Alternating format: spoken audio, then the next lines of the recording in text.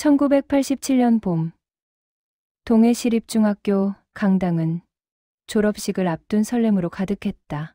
3학년 교실 창가에 앉은 강민우는 초대장 봉투를 책상 위에 놓고 한참을 들여다보고 있었다. 하얀 봉투 위에 또박또박 쓴 글씨가 보였다.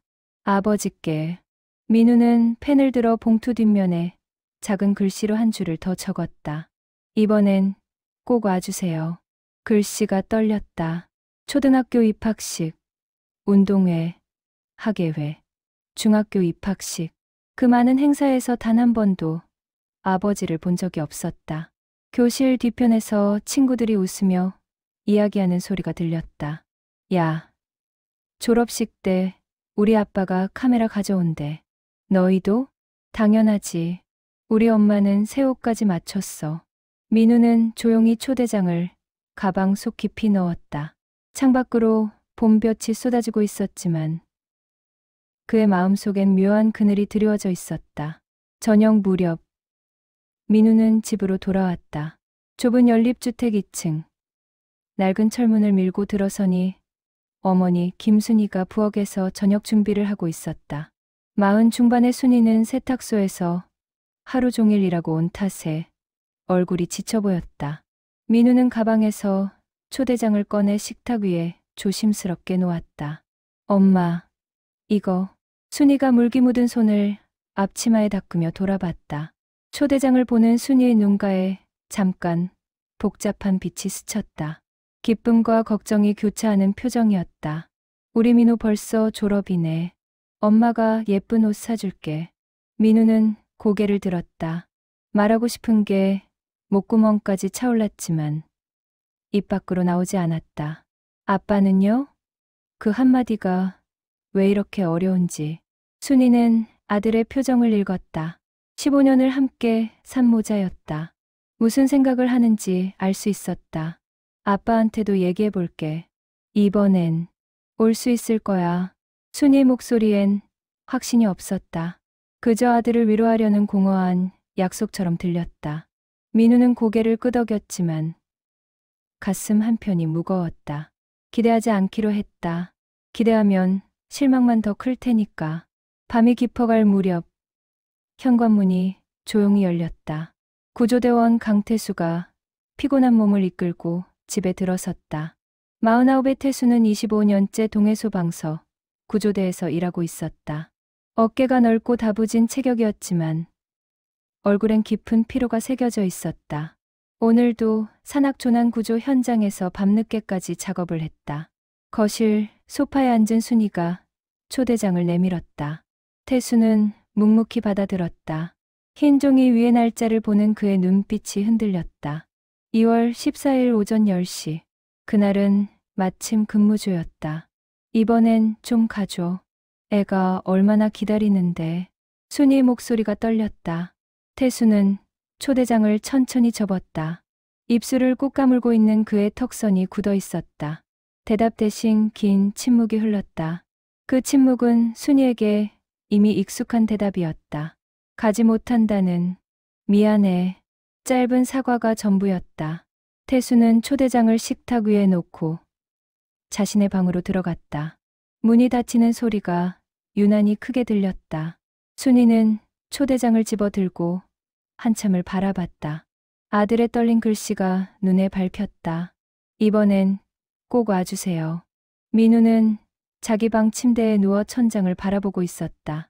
얇은 벽 너머로 부모의 대화가 희미하게 들렸다. 정확한 말은 알아듣지 못했지만 그 침묵의 의미는 알 수 있었다. 또 오지 못한다는 것. 민우는 이불을 머리까지 뒤집었었다. 졸업식 당일 아침은 맑게 개었다. 민우는 어머니가 사준 새 양복을 입었다. 거울 앞에 선 모습이 낯설었다. 처음 입어보는 정장이었다. 순이가 민우의 넥타이를 매만지며 말했다. 우리 아들 정말 의젓해 보인다. 민우는 억지로 미소를 지었다. 거실 시계를 힐끗 봤다. 9시 30분. 아버지는 이미 출근한 뒤였다. 어젯밤 교대 근무로 나간 뒤 돌아오지 않았다. 집을 나서는 민우의 발걸음은 무거웠다. 강당에 도착했을 때 이미 많은 학부모들이 자리를 채우고 있었다. 정장 차림의 아버지들, 한복을 곱게 차려입은 어머니들, 아이들을 찍으려는 카메라들이 여기저기서 플래시를 터뜨렸다. 민우는 지정된 자리에 앉아 객석을 돌아봤다. 순이가 중간쯤 자리에 앉아 손을 흔들었다. 그 옆자리는 비어 있었다. 식이 시작됐다. 교장 선생의 축사가 이어졌고 학생 대표의 답사가 나왔다. 졸업장을 받으러 단상에 오르는 학생들의 이름이 호명됐다. 민우는 자기 차례를 기다리며 계속 객석을 훑어봤다. 혹시 모르니까, 혹시 늦게라도 올지 모르니까. 강민우. 이름이 불렸다. 민우는 자리에서 일어나 단상으로 걸어갔다. 계단을 오르고 교장 선생 앞에 섰다. 졸업장을 받는 순간 객석에서 박수 소리가 터졌다. 순이가 두 손을 모아 열심히 박수를 치고 있었다. 눈가가 젖어 있었다. 하지만 그 옆자리는 여전히 비어 있었다. 민우는 졸업장을 든 채 객석을 바라봤다. 다른 아이들 옆엔 아버지들이 함께 박수를 치고 있었다. 누군가는 일어서서 환호하기도 했다.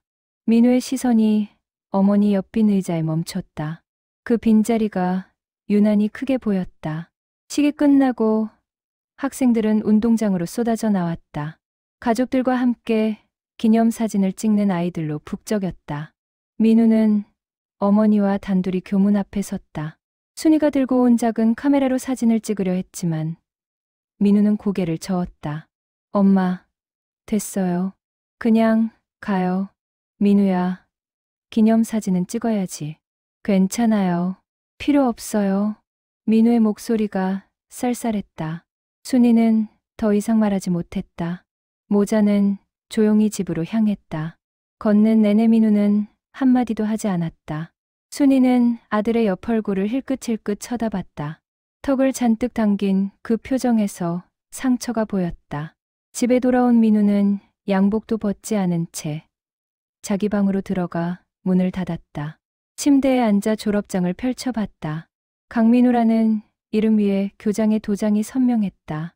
하지만 그 졸업장이 왜 이렇게 공허하게 느껴지는지. 민우는 졸업장을 책상 서랍 깊숙이 넣어버렸다. 저녁 무렵 태수가 집에 돌아왔다. 현관문을 열고 들어서는 그의 얼굴은 평소보다 더 어두웠다. 거실에서 설거지를 하던 순이가 돌아봤다. 태수는 가방을 내려놓고 민우 방 쪽을 바라봤다. 닫힌 문틈으로 불빛이 새어나오고 있었다. 민우는 방에 있어. 점심도 안 먹었어. 순이의 목소리가 조용했지만 비난이 담겨 있었다. 태수는 아무 말 없이 민우 방 앞으로 갔다. 문을 두드렸다. 대답이 없었다. 다시 한번 두드렸다. 민우야, 아빠야. 미안하다. 오늘 정말 갑작스러운 출동이. 됐어요. 차갑고 짧은 대답이 돌아왔다. 태수는 문고리를 잡았다가 놓았다. 할 말이 많았지만 입 밖으로 나오지 않았다.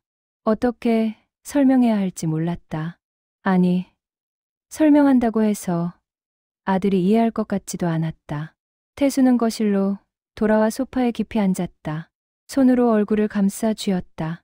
오늘 새벽 동해 앞바다에서 조업 중이던 어선이 좌초됐다는 신고가 들어왔다. 선원 4명이 갇혀 있었다. 구조대는 즉시 출동했고 태수는 거친 파도를 뚫고 어선에 접근했다. 5시간의 사투 끝에 선원들을 모두 구했다. 구조를 마치고 육지로 돌아왔을 때 시계는 오전 11시를 가리키고 있었다. 졸업식은 이미 끝난 뒤였다. 태수는 젖은 구조복을 벗으며 생각했다. 아들의 졸업식과 4명의 생명, 무엇이 더 중요한가? 대답할 수 없는 질문이었다. 그날 밤 민우는 잠들지 못하고 침대에 누워 있었다. 귀를 기울이니 거실에서 부모의 대화 소리가 희미하게 들렸다. 당신은 맨날 그래. 맨날 일이 더 중요해. 당신도 알잖아. 사람 목숨이 달린 일인데 어떡해. 그럼 내 아들은? 내 아들 마음은 안 중요해? 중요하지. 하지만 뭐? 맨날 하지만이야.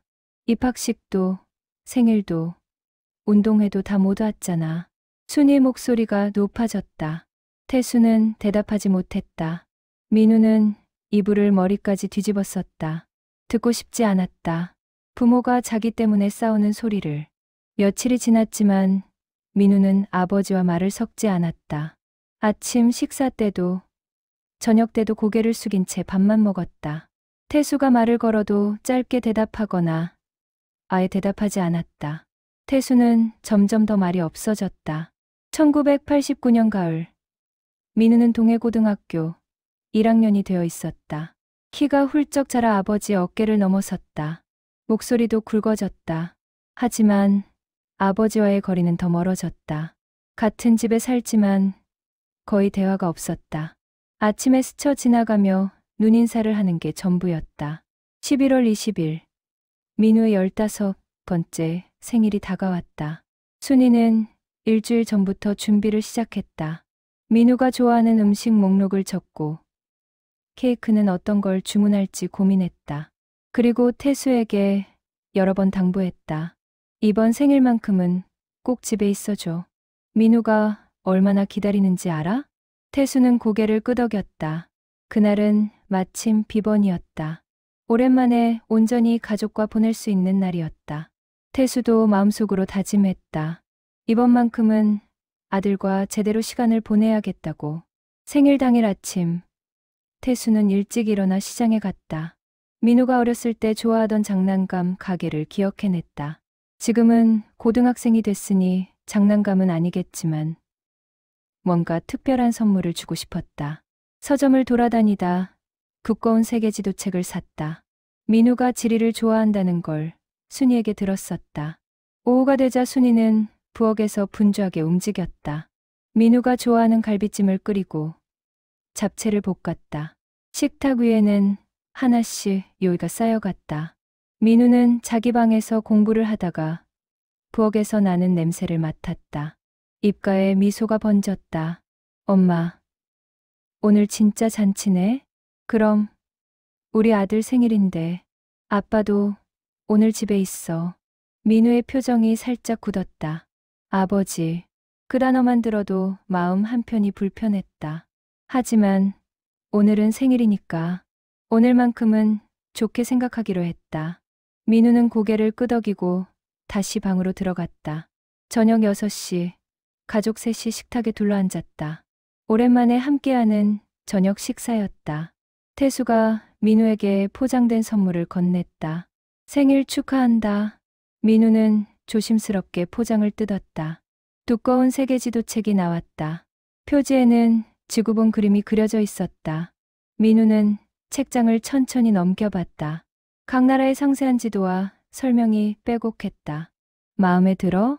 태수가 조심스럽게 물었다. 민우는 고개를 끄덕였다. 네. 좋아요. 짧은 대답이었지만 진심이 담겨 있었다. 순이가 미소를 지으며 갈비찜을 덜어주었다. 오랜만에 평화로운 식사 시간이었다. 태수는 민우에게 학교 생활에 대해 물었고 민우는 간단히 대답했다. 어색했지만 그래도 대화가 오갔다.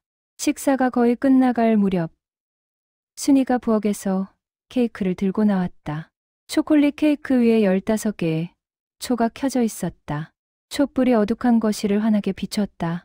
생일 축하합니다. 생일 축하합니다. 순이가 노래를 부르기 시작했다. 태수도 어색하게 따라 불렀다. 민우는 촛불을 바라보며 소원을 빌었다. 우리 가족이 이렇게 행복했으면 좋겠다. 그리고 숨을 깊이 들이마셔 촛불을 껐다. 바로 그때였다. 삐삐삐.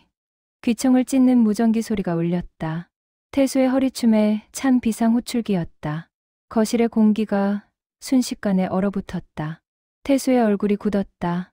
무전기를 들어 내용을 확인하는 그의 손이 떨렸다. 동해 북부 산악지대 등산객 조난. 전 구조대원. 즉시 출동. 태수는 천천히 자리에서 일어났다. 민우는 케이크 칼을 든 채 굳어 있었다. 촛농이 케이크 위로 주르륵 흘러내렸다. 민우야, 미안하다. 아빠가 가세요. 민우가 차갑게 말했다. 고개도 들지 않았다. 케이크만 빤히 바라보고 있었다. 민우야, 아빠도 어쩔 수가. 가시라고요. 어차피 또 가실 거잖아요. 민우의 목소리가 떨렸다. 화가 나서 떠는 건지 슬퍼서 떠는 건지 알 수 없었다. 태수는 할 말을 잃었다. 순이가 눈시울을 붉히며 태수를 바라봤다. 당신, 미안해. 정말 미안해. 태수는 재킷을 집어들고 현관으로 향했다. 문을 여는 순간 뒤를 돌아봤다. 민우는 여전히 고개를 숙인 채 앉아 있었다. 순이는 눈물을 닦고 있었다. 태수의 가슴이 찢어지는 것 같았다. 하지만 발걸음을 돌릴 수 없었다. 산에 갇힌 사람이 있었다. 지금 이 순간에도 추위와 두려움에 떨고 있을 누군가가. 현관문이 닫혔다. 거실엔 무거운 침묵만 남았다. 민우는 케이크 칼을 내려놓고 자리에서 일어났다. 방으로 들어가려는데 순이가 불렀다. 민우야, 엄마도 아빠 편이죠? 그게 아니라. 됐어요. 이해해요. 아빠한테는 내가 제일 중요한 게 아니니까. 민우가 방문을 닫았다. 쾅 하는 소리가 크게 울렸다. 순이는 식탁에 혼자 앉아 케이크를 바라봤다. 15개의 초는 이미 다 녹아내리고 있었다. 행복했던 순간이 너무 짧았다. 민우는 방 안에서 침대에 몸을 던졌다. 베개에 얼굴을 묻었다. 울고 싶었지만 눈물이 나오지 않았다. 그저 가슴이 답답하고 숨이 막혔다. 책상 위에 놓인 세계 지도책이 눈에 들어왔다. 아버지가 준 선물. 민우는 책을 집어들어 서랍 깊숙이 넣어버렸다. 밤이 깊어갔다. 태수는 칠흑같이 어두운 산속을 헤매고 있었다. 손전등, 불빛만이 앞길을 비췄다. 조난당한 등산객은 60대 부부였다. 길을 잃고 5시간째 산속을 헤매다 저체온증에 걸려 있었다. 구조대는 20분 만에 부부를 발견했고 안전하게 하산시켰다. 새벽 2시, 태수가 집에 돌아왔다. 모든 불이 꺼져 있었다. 현관을 조심스럽게 열고 들어섰다. 거실 식탁 위에는 정리되지 않은 저녁상이 그대로 있었다. 케이크는 냉장고에 넣어져 있었지만 아무도 자르지 않았다. 태수는 민우 방문 앞에 섰다.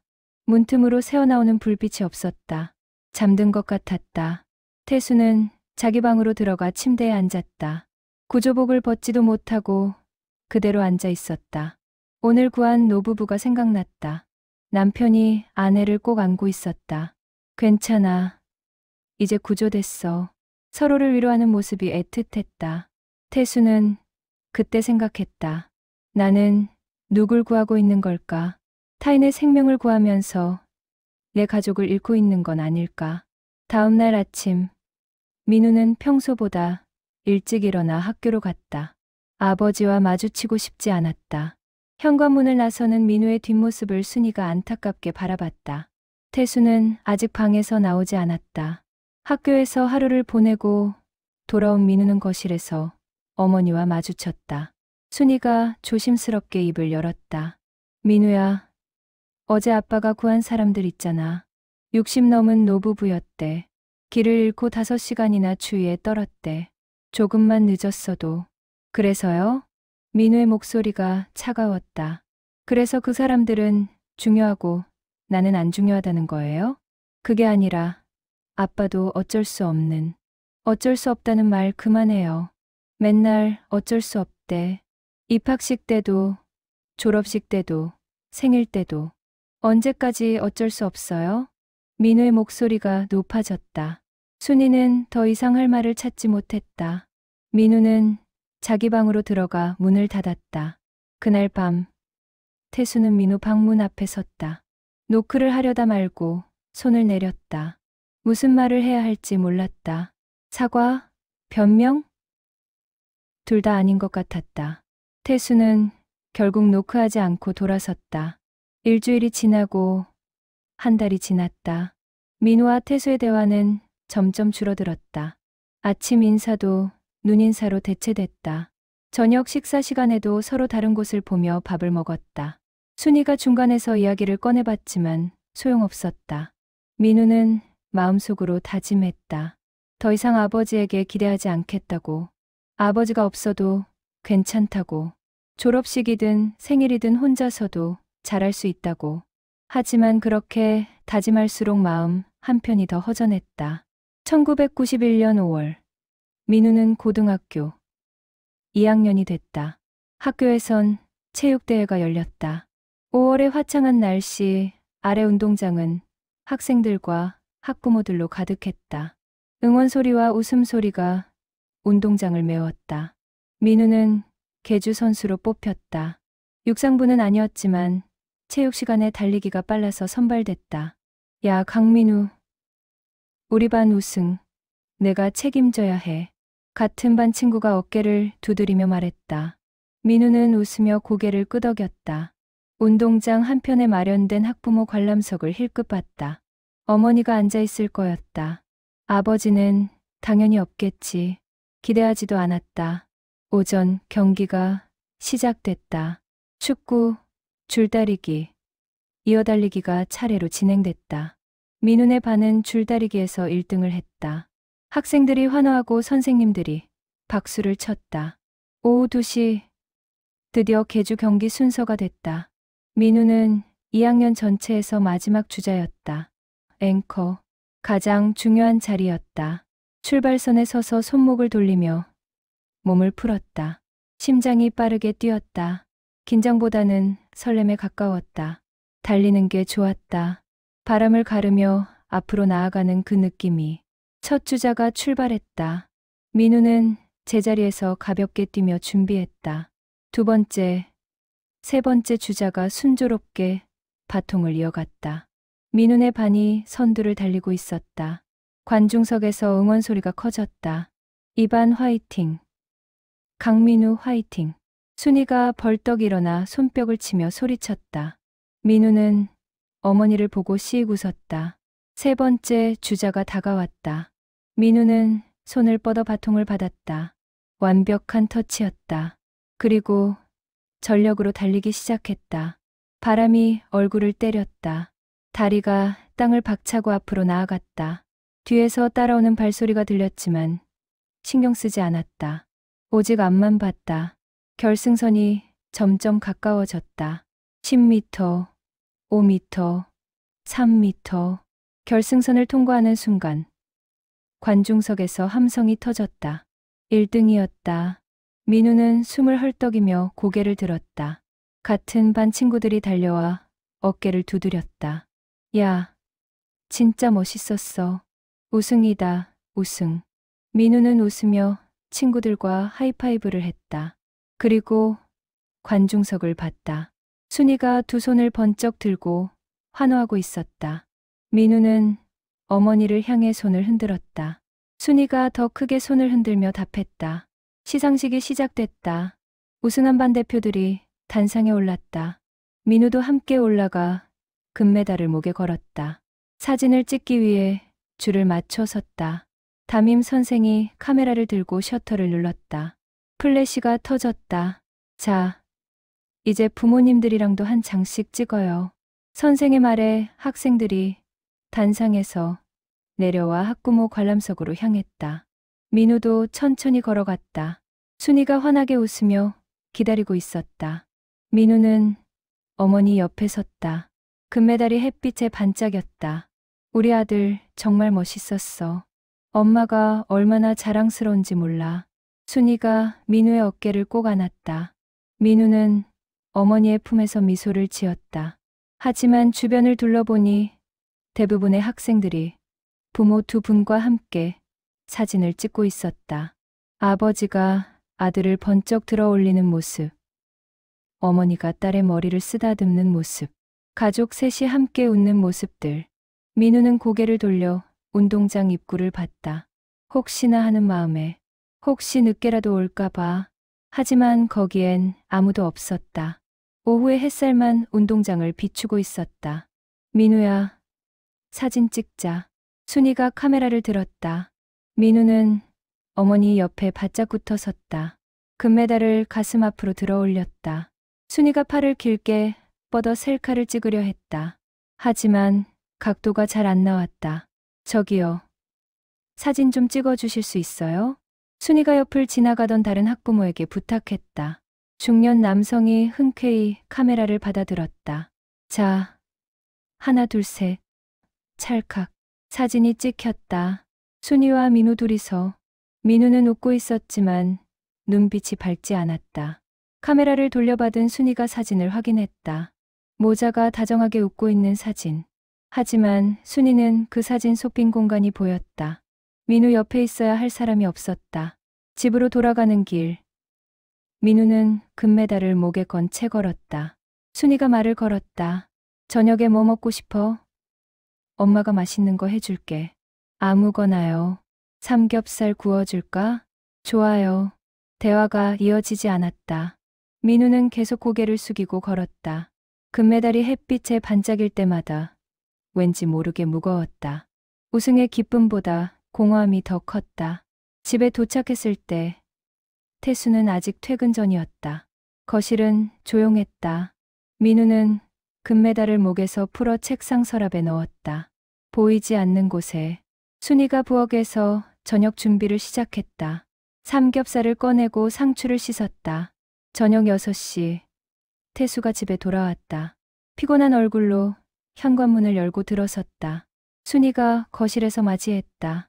오늘 민우네 학교 체육대회였어. 그랬구나. 태수의 대답이 힘없었다. 알고 있었다. 아침에 민우가 체육복을 입고 나가는 걸 봤다. 하지만 갈 수 없었다.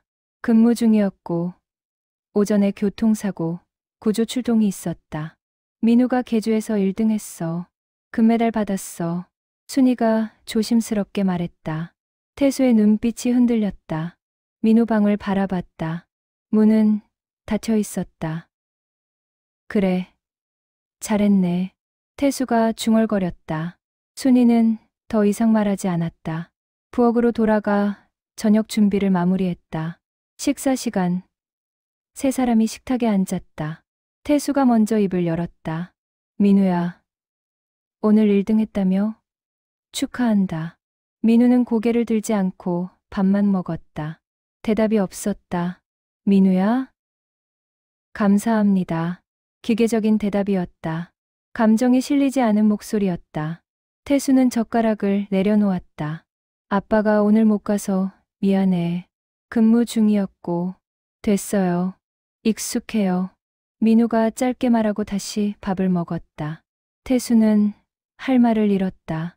순이가 중간에서 분위기를 풀어보려 했다. 민우가 진짜 멋있게 달렸어. 막판에 역전해서. 엄마, 그만해요. 민우가 조용히 말했다. 더 이상 듣고 싶지 않다는 듯. 순이는 입을 다물었다. 식탁엔 무거운 침묵만 흘렀다. 젓가락 소리만 덩그러니 울렸다. 식사를 마친 민우는 자기 방으로 들어갔다. 태수는 거실에 홀로 앉아 생각에 잠겼다. 오늘 아침 출동 신호가 울렸을 때 순간 망설였다. 체육대회가 있다는 걸 알았으니까. 하지만 결국 출동복을 입었다. 고속도로에서 대형 화물차가 전복됐다. 운전사가 차 안에 갇혀 있었다. 30분의 사투 끝에 구조했다. 20대 젊은 청년이었다. 살았다는 안도의 눈물을 흘리는 청년을 보며 태수는 생각했다. 이 청년도 누군가의 아들이다. 누군가의 가족이다. 하지만 그 순간에도 마음 한편에선 아들 생각이 떠나지 않았다. 지금쯤 계주를 뛰고 있을까? 우승했을까? 내가 없어도 괜찮을까? 태수는 손으로 얼굴을 감쌌다. 숨이 막혔다.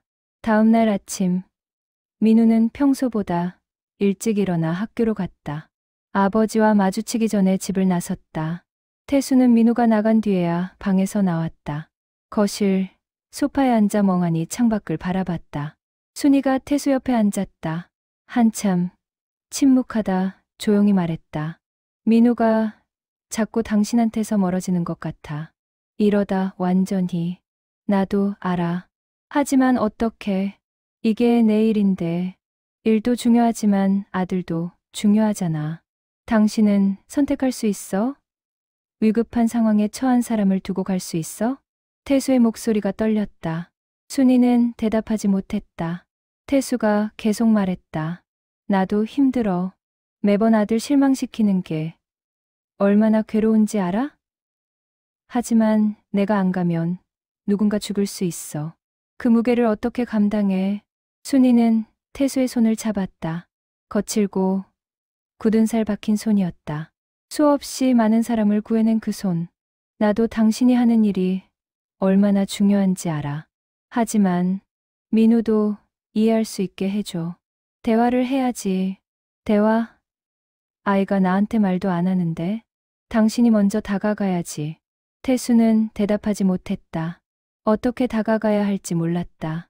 아들과 어떤 대화를 나눠야 할지. 20년 넘게 사람들을 구해왔지만 정작 자기 아들의 마음은 구하지 못하고 있었다. 1992년 12월 민우는 고등학교 3학년이 됐다. 대입 준비로 바쁜 시기였지만 학교에선 졸업 발표회를 준비하고 있었다. 민우는 국어 선생의 추천으로 시 낭송 대표로 뽑혔다. 평소 책을 많이 읽고 글을 잘 쓴다는 평가를 받았기 때문이었다. 강민우, 내가 해야 해. 내 목소리가 낭송하기 딱 좋거든. 국어 선생이 웃으며 말했다.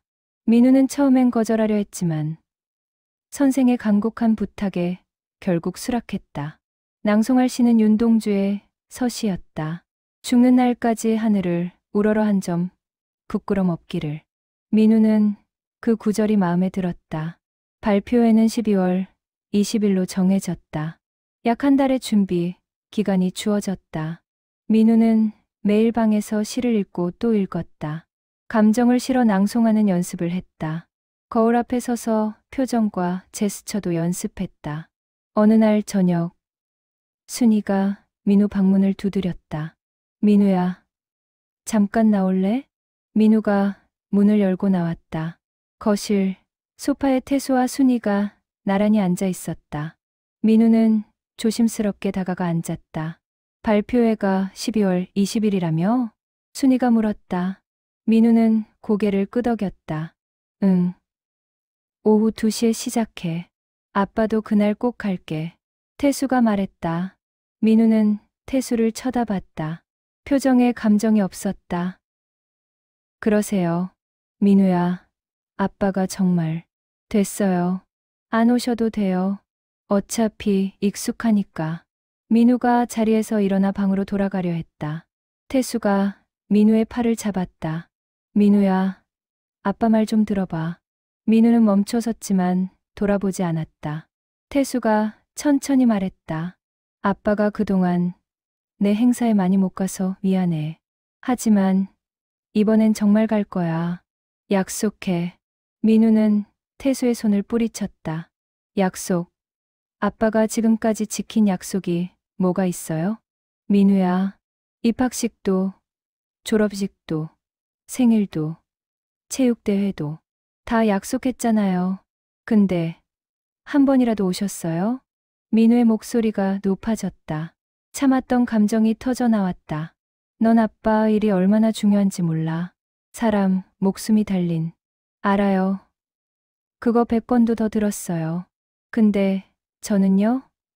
저는 아빠한테 뭐예요? 민우가 소리쳤다. 목소리가 갈라졌다. 태수는 할 말을 잃었다. 순이가 민우를 안으려 했지만 민우는 몸을 피했다. 이번에도 안 오실 거예요. 어차피 또 출동하실 거잖아요. 그러니까 기대도 안 해요. 민우가 방으로 들어가 문을 쾅 닫았다. 거실엔 무거운 침묵이 흘렀다. 태수는 소파에 주저앉았다. 순이가 옆에 앉아 태수의 어깨를 감쌌다. 당신이 먼저 다가가야 해. 민우도 이해시켜야 하고. 어떻게? 뭐라고 말해야 해? 태수의 목소리가 떨렸다. 순이는 대답하지 못했다. 답이 없었다. 발표의 날이 다가왔다. 민우는 매일 연습했다. 학교 빈 교실에서, 집방에서, 등하교 길에서 서시를 외우고 또 외웠다. 감정을 실어 낭송하는 법을 익혔다. 국어 선생도 민우의 노력을 칭찬했다. 강민우, 정말 잘한다. 당일날 꼭 잘 해내. 민우는 미소로 답했다. 하지만 마음 한편엔 불안감이 있었다. 아버지가 올까? 아니, 오지 않을 거야. 기대하지 말자. 민우는 스스로에게 다짐했다. 12월 20일, 발표회 당일 아침. 민우는 새 셔츠를 입고 넥타이를 맸다. 거울 앞에 서서 머리를 빗었다. 긴장됐다. 심장이 빠르게 뛰었다. 순이가 부엌에서 아침을 준비했다. 민우야, 밥 먹어. 민우는 식탁에 앉았다. 태수는 이미 출근한 뒤였다. 아침 일찍 근무가 있다고 했다.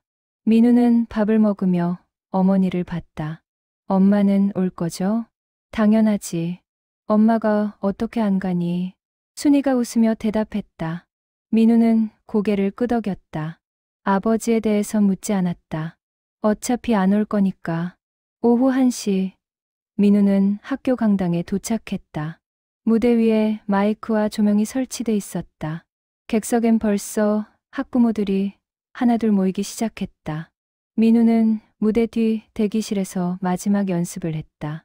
죽는 날까지 하늘을 우러러. 목소리가 떨렸다. 2시가 됐다. 발표회가 시작됐다. 교장의 인사말이 이어지고 합창부의 공연이 시작됐다. 민우는 대기실에서 무대를 내다봤다. 객석을 훑어봤다. 순이가 중간쯤 자리에 앉아 있었다. 혼자였다. 민우는 예상했지만 가슴 한편이 무거웠다. 신앙송 순서가 다가왔다. 사회자가 민우의 이름을 호명했다. 다음은 3학년 2반 강민우 학생의 시 낭송입니다. 윤동주 시인의 서시를 낭송하겠습니다. 박수 소리가 울렸다. 민우는 깊게 숨을 들이마시고 무대로 걸어 나갔다. 조명이 눈부셨다. 마이크 앞에 섰다. 객석을 바라봤다. 수많은 얼굴들이 보였다. 어머니가 환하게 웃으며 손을 흔들었다. 민우는 미소를 지으려 했지만 입술이 떨렸다. 마이크를 잡았다. 떨리는 손을 진정시키려 주먹을 쥐었다. 그리고 천천히 입을 열었다. 죽는 날까지 하늘을 우러러. 목소리가 강당에 울려 퍼졌다. 맑고 깊은 울림이었다. 객석이 조용해졌다. 모두가 민우의 낭송에 집중했다. 한 점 부끄럼 없기를. 잎새에 있는 바람에도 감정이 실렸다. 한 구절 한 구절이 가슴에 와닿았다. 민우는 눈을 감았다. 시의 의미를 되새기며 낭송했다. 바로 그때였다. 삐삐삐. 어디선가 비상벨 소리가 울렸다. 아니, 비상벨이 아니었다. 민우는 눈을 떴다. 강당 뒤편 출입구에서 소리가 들렸다. 사이렌 소리, 구급차 소리, 익숙한 그 소리. 민우의 목소리가 멈췄다. 마이크를 든 손이 떨렸다. 강당 뒤편을 바라봤다. 출입구가 열리며 누군가 급하게 나가는 모습이 보였다. 구조복을 입은 남자, 아버지였다. 태수는 발표회에 왔었다. 근무를 마치고 서둘러 달려왔다. 강당 맨 뒷자리에 조용히 앉았다. 아들의 낭송을 듣고 있었다. 자랑스러웠다. 아들이 무대 위에서 당당히 시를 낭송하는 모습이. 하지만 그때 비상호출기가 울렸다. 동해, 항구에서 선박 화재, 선원 6명 고립, 즉시 출동. 태수는 자리에서 일어났다. 무대 위 민우와 눈이 마주쳤다. 민우의 표정이 굳었다. 태수는 미안하다는 듯 고개를 숙였다. 그리고 서둘러 강당을 빠져나갔다. 민우는 그 자리에 얼어붙었다. 마이크를 든 채 움직이지 못했다. 객석이 웅성거리기 시작했다. 국어 선생이 무대 옆에서 손짓으로 계속하라고 신호를 보냈다. 하지만 민우는 말을 잇지 못했다. 한참 후에야 민우는 다시 낭송을 시작했다. 나는 괴로워했다. 목소리가 갈라졌다. 감정이 통제되지 않았다. 눈가가 뜨거워졌다. 별을 노래하는 마음으로 모든 죽어가는 것을 사랑해야지. 마지막 구절을 낭송하는 민우의 눈에서 눈물이 흘러내렸다. 객석이 조용해졌다. 모두가 숨을 죽이고 민우를 바라봤다. 그리고 나한테 주어진 길을 걸어가야겠다. 낭송이 끝났다. 잠시 침묵이 흘렀다. 그리고 박수가 터져 나왔다. 우레와 같은 박수였다. 하지만 민우는 그 박수 소리가 들리지 않았다. 무대에서 내려와 대기실로 향했다. 다리에 힘이 없었다. 순이가 대기실로 달려왔다. 민우를 꼭 안았다. 민우야, 정말 잘했어. 엄마가 얼마나 감동. 엄마, 집에 가요. 민우가 조용히 말했다. 순이는 아들의 얼굴을 봤다. 눈물 자국이 남아 있었다. 순이는 더 이상 말하지 못하고 고개를 끄덕였다. 집으로 돌아오는 길. 민우는 한마디도 하지 않았다. 순이도 침묵했다. 무슨 말을 해야 할지 몰랐다. 집에 도착해 민우는 곧장 자기 방으로 들어갔다. 문을 닫고 침대에 앉았다. 민우는 책상 서랍을 열었다. 그동안 받은 상장들, 메달, 사진들이 쌓여 있었다. 졸업장도, 금메달도, 모든 게 거기 있었다. 민우는 그것들을 하나하나 꺼내 바라봤다. 그리고 다시 서랍 깊숙이 넣었다. 보이지 않는 곳에. 저녁 늦게 태수가 집에 돌아왔다. 피곤한 얼굴로 현관을 열었다. 구조복에서 연기 냄새가 났다. 화재 현장에서 6명의 선원을 구했다. 모두 무사했다. 하지만 태수의 마음은 무겁기만 했다. 거실에 순이가 앉아 있었다. 태수를 보는 순이의 눈빛이 차가웠다. 민우는 방에 있어. 저녁도 안 먹었어. 미안해. 정말 어쩔 수가. 그만해요. 더 이상 변명 듣고 싶지 않아요. 순이의 목소리가 떨렸다. 태수는 할 말을 잃었다. 순이가 계속 말했다. 오늘 민우가 무대에서 우는 거 봤어요? 아빠가 나가는 걸 보고 얼마나 상처받았는지 알아요? 나도 힘들어. 태수의 목소리가 갈라졌다. 순이는 더 이상 말하지 않고 자기 방으로 들어갔다. 태수는 거실에 혼자 남았다. 소파에 앉아 손으로 얼굴을 감쌌다. 민우는 방 안에서 모든 소리를 들었다. 부모의 대화, 아버지의 한숨. 민우는 베개를 꼭 안았다. 마음속으로 다짐했다. 더 이상 아버지에게 기대하지 않겠다고. 아버지를 믿지 않겠다고. 그게 덜 아플 테니까. 1993년 봄. 민우는 대학에 합격했다. 동해대학교 사회복지학과. 멀지 않은 곳이었지만 민우는 기숙사에 들어가기로 결정했다. 집을 떠나고 싶었다. 아버지와 같은 공간에 있기가 힘들었다. 민우야, 집에서 통학해도 되는데 굳이 기숙사를. 순이가 안타까운 표정으로 말했다. 민우는 짐을 정리하며 대답했다. 학교 가까운 게 공부하기 편해요. 도서관도 자주 가야 하고. 핑계였다. 진짜 이유는 아버지를 보고 싶지 않아서였다. 순이는 그걸 알았지만 말리지 못했다. 태수는 민우의 짐을 차에 실으며 한마디도 하지 않았다. 할 말이 없었다. 기숙사에 도착했을 때 봄볕이 환했다. 캠퍼스는 새 학기를 맞은 신입생들로 북적였다. 민우는 짐을 방에 풀며 창밖을 바라봤다. 자유로웠다. 아버지의 무거운 침묵에서 벗어난 것 같았다. 대학 생활이 시작됐다. 민우는 열심히 공부했다. 사회복지학을 선택한 이유는 명확했다. 사람을 돕고 싶었다. 하지만 아버지처럼은 아니었다. 가족을 희생시키지 않는 방법으로. 민우는 복지관에서 봉사활동을 시작했다. 노인들을 도왔고 장애인 아이들과 시간을 보냈다. 민우 씨, 정말 성실하시네요. 매주 빠지지 않고 오시는 분이 없었는데. 복지관 담당자가 웃으며 말했다. 민우는 미소를 지었다. 봉사활동이 좋았다. 누군가에게 도움이 된다는 게 뿌듯했다. 하지만 동시에 복잡한 감정도 들었다. 아버지의 모습이 겹쳐 보였다. 아버지도 이런 마음으로 일하는 걸까? 1년이 지나고 2년이 지났다. 민우는 집에 거의 가지 않았다. 명절이나 어머니 생신 때만 잠깐 들렀다. 태수와는 대화가 거의 없었다. 잘 지내니? 네. 그게 전부였다. 순이는 중간에서 애를 썼지만 소용없었다. 1995년 여름, 민우는 3학년이 됐다. 진로를 고민하던 중 한 가지 결심을 했다. 졸업 후 구조대원이 되겠다고. 아이러니했다. 그토록 원망하던 아버지의 길을 걷기로 한 것. 하지만 민우의 생각은 달랐다.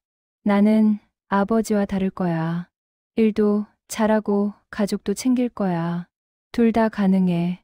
민우는 구조대원 준비를 시작했다. 체력 훈련을 하고 관련 자격증을 땄다. 소방공무원 시험을 준비했다. 친구들이 물었다. 민우야, 너 구조대원 하려고 힘든데? 괜찮아. 하고 싶어. 아버지가 구조대원이시라며? 영향받았나? 민우는 잠시 말을 멈췄다. 영향? 아니, 그게 아니었다. 오히려 반대였다. 아버지가 못한 걸 해내고 싶었다. 일과 가족, 둘 다 지키는 것. 뭐, 그런 것도 있고. 민우는 얼버무렸다. 친구는 더 이상 묻지 않았다. 1996년 겨울, 민우는 소방 공무원 시험에 합격했다. 교육을 마치고 동해소방서 구조대에 배치됐다. 아버지가 일하는 바로 그곳. 민우는 복잡한 심정이었다. 아버지와 같은 곳에서 일하게 될 줄은 몰랐다. 첫 출근 날, 민우는 구조대 사무실 문을 열었다. 선배 대원들이 하나둘 인사를 건넸다. 그리고 저 끝에 태수가 있었다. 아버지와 아들의 눈이 마주쳤다. 태수의 얼굴에 놀람이 스쳤다. 민우가 여기 올 줄 몰랐던 것이다. 민우야, 안녕하세요. 민우가 정중하게 인사했다. 마치 처음 보는 선배처럼. 태수는 할 말을 잃었다. 다른 대원들이 상황을 눈치챘다. 아, 강태수 대원 아드님이시구나. 아버지 따라 구조대원 되셨네요. 네. 잘 부탁드립니다. 민우는 프로페셔널하게 행동했다. 감정을 드러내지 않았다. 태수는 그런 아들이 낯설었다. 언제 이렇게 어른이 됐을까? 언제 이렇게 단단해졌을까? 교육이 시작됐다. 민우는 열심히 배웠다. 로프매드법, 구조장비 사용법, 응급처치법, 모든 걸 빠르게 습득했다. 선배들이 칭찬했다. 신입치고 정말 잘하네. 역시 피는 못 속이나 봐. 민우는 웃으며 대답했다. 하지만 속으론 다짐했다. 나는 아버지와 다를 거야. 절대 가족을 소홀히 하지 않을 거야. 며칠 후, 첫 출동 명령이 떨어졌다. 산악조난 사고, 등산객 2명이 길을 잃었다. 구조대는 즉시 준비했다. 민우도 장비를 챙겼다. 심장이 빠르게 뛰었다. 긴장과 설렘이 교차했다. 차에 오르는데 태수가 옆자리에 앉았다. 부자가 나란히 앉았다. 어색한 침묵이 흘렀다. 차가 출발했다. 산으로 향하는 길이 굽이쳤다. 민우야. 태수가 조심스럽게 말을 걸었다. 민우는 창밖을 보며 대답했다. 네. 조심해서 해. 안전이 제일 중요해. 알겠습니다. 짧은 대화였다. 그 이상 이어지지 않았다. 태수는 더 하고 싶은 말이 많았지만 꺼내지 못했다. 민우는 계속 창밖만 봤다. 산에 도착했다. 구조대는 조난자를 찾기 위해 산을 오르기 시작했다. 민우는 선배들을 따라갔다. 가파른 길이었다. 숨이 찼지만 참았다. 1시간 후 조난자를 발견했다. 중년 부부였다. 체온이 떨어져 있었다. 빨리 담요 가져와. 태수가 소리쳤다. 민우는 즉시 배낭에서 담요를 꺼냈다. 태수와 함께 부부를 감쌌다. 둘이 호흡을 맞춰 움직였다. 말은 없었지만 동작이 정확했다. 잘한다. 민우야. 태수가 짧게 말했다. 민우는 대답 대신 고개를 끄덕였다. 조난자를 들것에 실어 하산하기 시작했다. 민우는 들것 한쪽을 들었다. 무거웠지만 견딜만 했다. 태수가 반대편을 들고 있었다. 부자가 함께 한 사람을 나르고 있었다. 하산하는 내내 민우는 생각했다. 이게 아버지가 해온 일이구나. 사람을 구하는 일. 이렇게 무겁고 힘든 일. 하지만 동시에 의미 있는 일. 민우는 처음으로 아버지의 일을 몸으로 느꼈다. 구조를 마치고 사무실로 돌아왔을 때 선배들이 박수를 쳤다. 신입치고 정말 잘했어. 역시 강태수 아들이야. 민우는 웃으며 고개를 숙였다. 태수는 멀리서 아들을 바라봤다. 자랑스러웠다. 하지만 동시에 걱정도 됐다. 이 힘든 길을 아들이 걷게 된 것이. 그날 밤 민우는 기숙사 침대에 누워 천장을 바라봤다. 몸은 피곤했지만 마음은 복잡했다. 오늘 아버지와 함께 일하면서 느낀 것들. 아버지의 능숙한 손놀림, 정확한 판단, 조난자를 대하는 따뜻한 태도. 처음 봤다. 아버지의 그런 모습을. 민우는 눈을 감았다. 하지만 잠이 오지 않았다. 아버지 생각이 계속 맴돌았다. 아버지는 이런 일을 25년째 해왔구나. 매일 이렇게 사람을 구하러 다녔구나. 민우는 이불을 뒤집었었다. 복잡한 감정이 가슴을 짓눌렀다. 1997년 가을. 민우는 구조대원으로 일한 지 1년이 됐다. 여러 구조 현장을 경험했다. 산악조난, 교통사고, 순환사고. 매번 긴박했고 위험했다. 하지만 민우는 잘 해냈다. 선배들도 민우를 인정하기 시작했다. 강민우 대원. 이제 제법인데 1년 만에 이 정도면 대단해. 감사합니다. 민우는 겸손하게 대답했다. 태수는 멀리서 아들을 지켜봤다. 말은 많이 나누지 않았지만 같은 공간에서 일하다 보니 자주 마주쳤다. 출동 차량에서, 사무실에서, 식당에서. 어색했지만 점차 익숙해졌다. 10월 어느 날 저녁 비상벨이 울렸다. 동해시 북부공업단지에서 화재가 발생했다. 작은 공장 건물이었다. 하지만 문제는 건물 내부에 사람이 있다는 것이었다. 야간 근무 중이던 노동자 4명이 갇혀 있었다. 전원 출동, 화재 및 인명구조, 대장의 명령이 떨어졌다. 구조대원들이 재빨리 장비를 챙겼다. 민우도 구조복을 입고 헬멧을 썼다. 태수와 눈이 마주쳤다. 태수가 짧게 말했다. 조심해. 네. 소방차가 출발했다. 사이렌이 밤거리를 울렸다. 10분 후 현장에 도착했을 때 공장 건물에서 시커먼 연기가 치솟고 있었다. 불길이 창문 밖으로 튀어나왔다. 구조대는 즉시 진압 작업과 구조 작업을 병행하기 시작했다. 2층에 사람들이 갇혀 있어. 계단이 막혔어. 현장 지휘관이 소리쳤다. 태수가 앞장섰다. 내가 먼저 들어간다. 강민우. 따라와. 네. 민우는 태수를 따라 건물 안으로 들어갔다. 연기가 자욱했다. 앞이 거의 보이지 않았다. 손전등, 불빛만이 길을 비췄다. 열기가 뜨거웠다. 구조복 안으로도 열이 전해졌다. 천천히 따라와. 벽을 짚고 태수가 앞서가며 지시했다. 민우는 조심스럽게 따라갔다. 계단을 찾아 2층으로 올라갔다. 연기가 더 짙었다. 숨쉬기가 힘들었다. 마스크를 통해 간신히 숨을 쉬었다. 여기 있어요.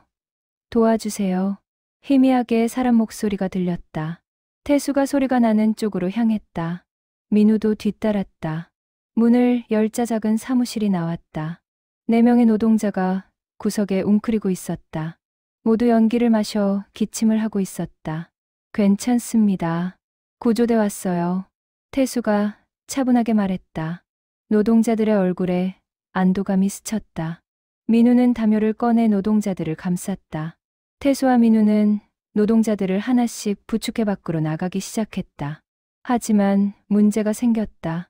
올라왔던 계단에 불길이 번지고 있었다. 연기가 더 짙어졌다. 시야가 거의 제로였다. 계단으로 못 나간다. 다른 길을 찾아야 해. 태수가 빠르게 판단했다. 민우는 주변을 둘러봤다. 복도 끝에 비상구 표시가 보였다. 희미하게 빛나고 있었다. 저기요. 비상구가 있어요. 좋아. 그쪽으로 가자. 태수와 민우는 노동자들을 이끌고 비상구로 향했다. 하지만 비상구 문이 잠겨 있었다. 민우가 문을 밀었지만 꿈쩍도 하지 않았다. 막혔어요. 비켜봐. 태수가 앞으로 나섰다. 어깨로 문을 들이받았다. 한 번, 두 번, 세 번. 문이 삐걱거리며 열렸다. 밖으로 통하는 철제 계단이 나타났다. 빨리 내려가. 노동자들이 먼저 계단을 내려갔다. 민우가 뒤에서 부축했다. 태수가 마지막을 맡았다. 계단을 내려가는데 갑자기 위에서 굉음이 들렸다. 천장 일부가 무너지는 소리였다. 조심해. 태수가 소리쳤다. 민우는 노동자를 끌어안고 몸을 숙였다. 파편들이 쏟아졌다. 다행히 직접 맞지는 않았다. 하지만 계단 일부가 흔들렸다. 빨리 내려가야 해. 모두가 서둘러 계단을 내려갔다. 지상에 도착했을 때 다른 소방관들이 달려와 노동자들을 받았다. 모두 무사했다. 민우는 무릎을 꿇고 거칠게 숨을 몰아쉬었다. 심장이 터질 것처럼 뛰었다. 태수가 민우의 어깨에 손을 올렸다. 잘했다. 민우야. 민우는 고개를 들어 아버지를 봤다. 구조복이 그을음으로 더러워져 있었다. 땀이 얼굴을 타고 흘렀다. 하지만 눈빛은 여전히 단호했다. 민우는 그 순간 깨달았다. 아버지가 이런 일을 해왔구나. 목숨을 걸고 사람을 구하는 일을. 구조 작업이 모두 끝났을 때 새벽 2시가 넘어 있었다. 소방서로 돌아와 장비를 정리했다. 민우는 피곤해 지쳐 의자에 앉았다. 태수가 옆에 앉으며 물병을 건넸다. 마셔. 감사합니다. 민우는 물을 벌컥벌컥 마셨다. 목이 말랐다. 태수가 조심스럽게 말을 꺼냈다. 민우야, 오늘 정말 잘했어. 침착하고 정확했어. 아버지도요. 민우가 짧게 대답했다. 태수는 잠시 망설이다 계속 말했다. 이 일이 얼마나 위험한지 오늘 느꼈지? 네. 그래도 하고 싶어? 이 일? 민우는 고개를 들어 아버지를 봤다. 태수의 눈빛이 진지했다. 걱정과 염려가 담겨 있었다. 민우는 천천히 대답했다. 네. 하고 싶어요. 왜? 사람을 구하는 게 의미 있어서요.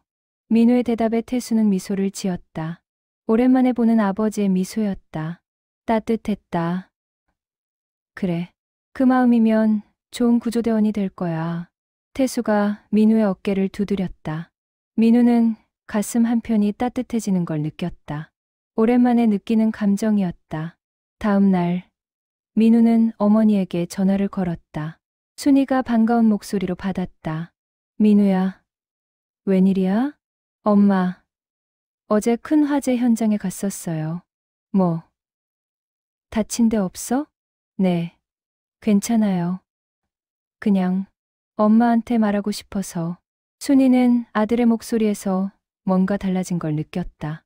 조금 더 성숙해진 것 같았다. 민우야, 엄마가 할 말이 있어. 뭔데요? 아빠 말인데.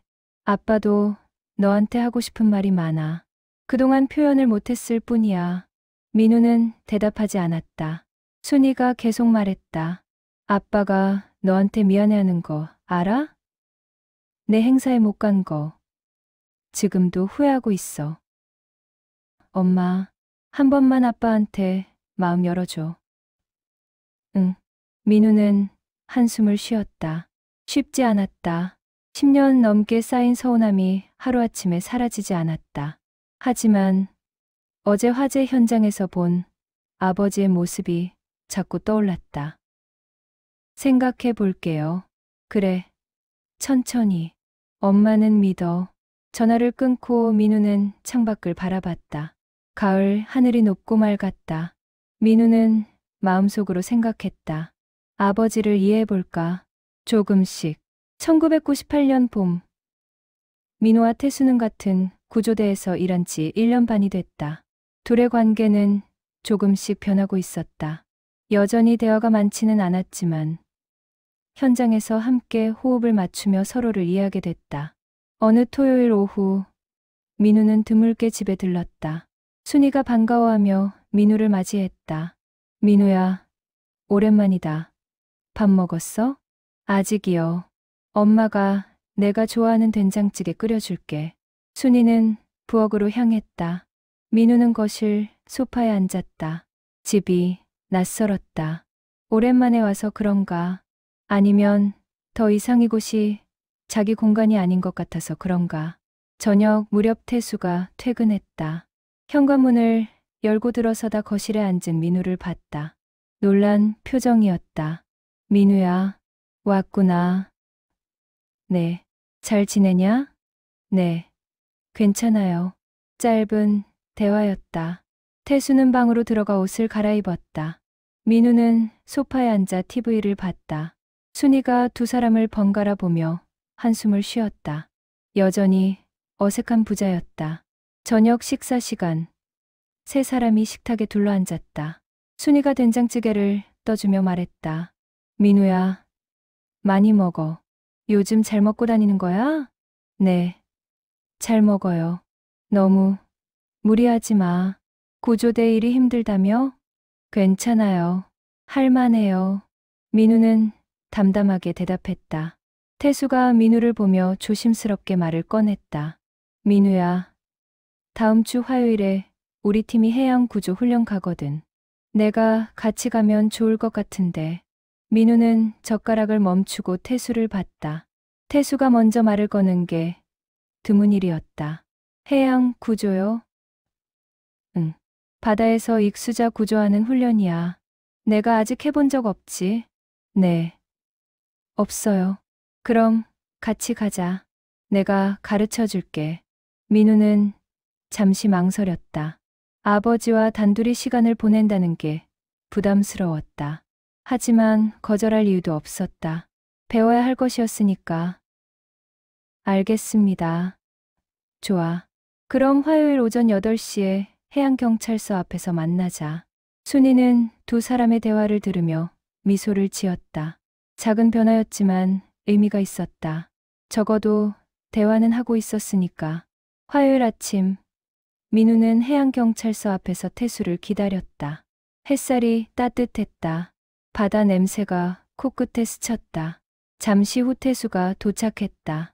훈련복을 입고 가방을 메고 있었다. 기다렸지? 미안. 아뇨. 저도 방금 왔어요. 둘은 해양경찰서로 들어갔다. 다른 팀원들도 모여 있었다. 교관이 훈련 일정을 설명했다. 오전엔 이론 교육, 오후엔 실습이었다. 이론 교육이 시작됐다. 익수자 발견 방법, 접근 방법, 구조 자세 등을 배웠다. 민우는 열심히 필기하며 들었다. 태수는 옆에 앉아 가끔 민우의 노트를 힐끗봤다. 꼼꼼하게 정리하는 모습이 기특했다. 오후가 됐다. 실습 시간이었다. 바다로 나가 실제 상황을 연습했다. 교관이 익수자 역할을 맡았다. 구조대원들이 차례로 구조를 시도했다. 민우의 차례가 됐다. 바다에 뛰어들었다. 차가운 물이 온몸을 감쌌다. 익수자 역할을 하는 교관을 향해 헤엄쳤다. 파도가 거셌다. 생각보다 힘들었다. 숨이 찼다. 교관에게 도착했다. 구조 자세를 취하려 했지만 파도에 밀렸다. 균형을 잃었다. 당황했다. 그때 옆에서 태수가 나타났다. 침착해. 천천히. 태수가 차분하게 말했다. 민우는 숨을 고르며 다시 시도했다. 이번엔 태수가 옆에서 도와줬다. 둘이 함께 교관을 부축해 배로 옮겼다. 잘했어. 처음 치고 괜찮아. 태수가 민우의 어깨를 두드렸다. 민우는 거친 숨을 몰아쉬며 고개를 끄덕였다. 물에서 나와 배에 올랐을 때 온몸이 떨렸다. 추위 때문이기도 했지만 긴장 때문이기도 했다. 태수가 담요를 가져와 민우에게 덮어줬다. 괜찮아? 네, 괜찮아요. 바다는 산이랑 달라. 더 변수가 많아. 조심해야 해. 네. 태수는 민우 옆에 앉았다. 둘은 나란히 바다를 바라봤다. 파도가 출렁였다. 갈매기들이 울었다. 한참 침묵하다 태수가 입을 열었다. 민우야. 네. 아빠가 그동안 많이 미안했어. 민우는 태수를 봤다. 태수는 여전히 바다를 보고 있었다. 내 졸업식도, 생일도, 발표회도 다 못 가서. 민우는 대답하지 않았다. 태수가 계속 말했다. 변명하려는 건 아니야. 그냥 아빠도 힘들었어. 내가 실망하는 거 알면서도 가야 했으니까. 아빠는 구조대원이야. 사람 목숨이 달린 일이면 가야 해. 그게 내 일이니까. 하지만 태수의 목소리가 떨렸다. 그게 내 마음을 아프게 한 건 사실이야. 그건 아빠가 잘못한 거야. 민우의 눈가가 뜨거워졌다. 평생 듣고 싶었던 말이었다. 사과, 인정. 하지만 이제 와서 들으니 복잡했다. 아빠. 응. 저도 이제 알 것 같아요. 아빠가 왜 그랬는지. 민우가 천천히 말했다. 구조대원으로 일하면서 느꼈어요. 사람을 구하는 게 얼마나 중요한지. 그 순간엔 다른 걸 생각할 수 없다는 것도. 태수는 민우를 봤다. 민우가 계속 말했다. 하지만 여전히 서운해요. 왜 저만 참아야 했는지. 왜 다른 애들은 아빠가 있는데 저만 없었는지. 민우야, 그래도 이해하려고 노력할게요. 시간이 걸리겠지만. 태수는 민우의 손을 잡았다. 민우는 손을 빼지 않았다. 부자의 손이 겹쳐졌다. 둘 다 굳은 살이 박힌 손이었다. 같은 일을 하는 사람들의 손. 고맙다. 민우야. 그 말만으로도 충분해. 태수의 눈가가 붉어졌다. 민우도 고개를 숙였다. 눈물이 떨어질 것 같았다. 하지만 참았다. 바다 위에서 부자는 오랜만에 솔직한 대화를 나눴다. 훈련이 끝나고 돌아오는 차 안. 둘은 편안한 침묵을 나눴다. 어색하지 않은 침묵이었다. 민우는 창밖을 보며 생각했다. 아버지를 용서할 수 있을까? 완전히는 아니어도 조금씩.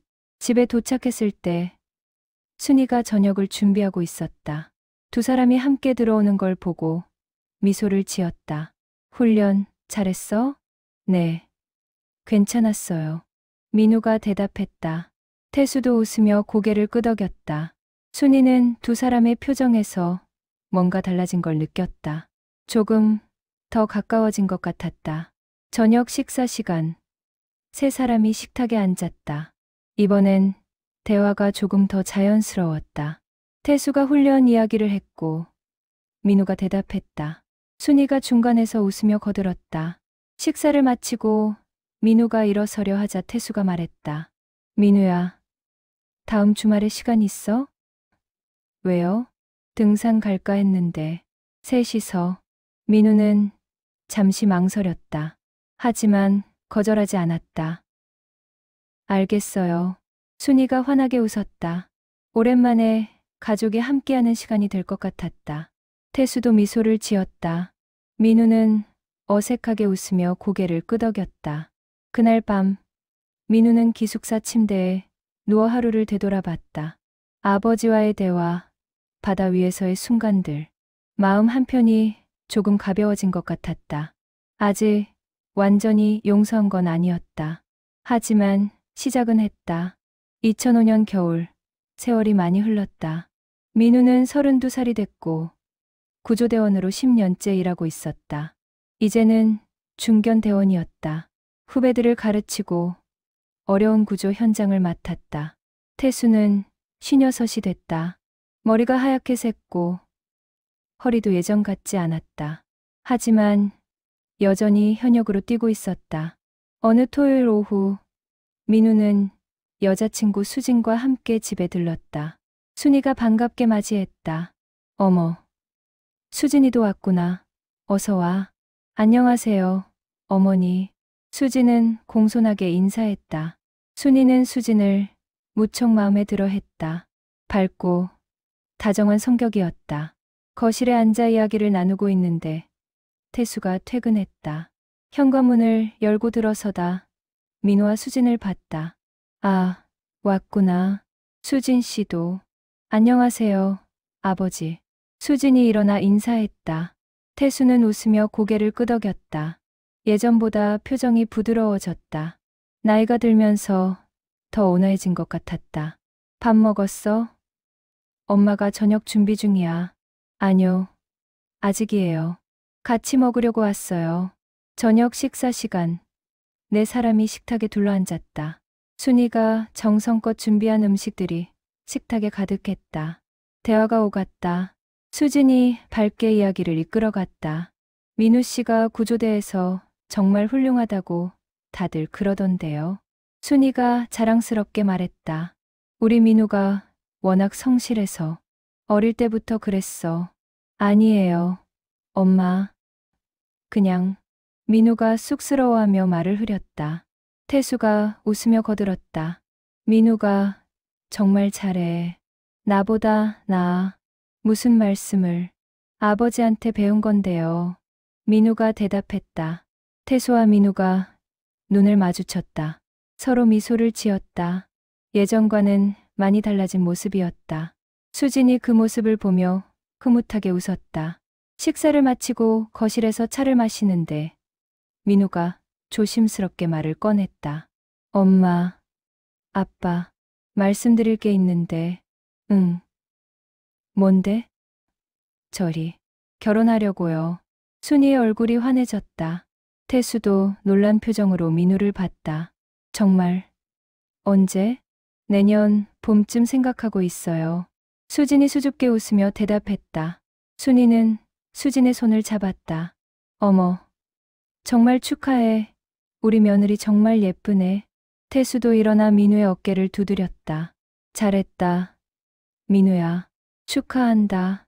감사합니다, 아버지. 가족이 함께 웃었다. 따뜻한 분위기였다.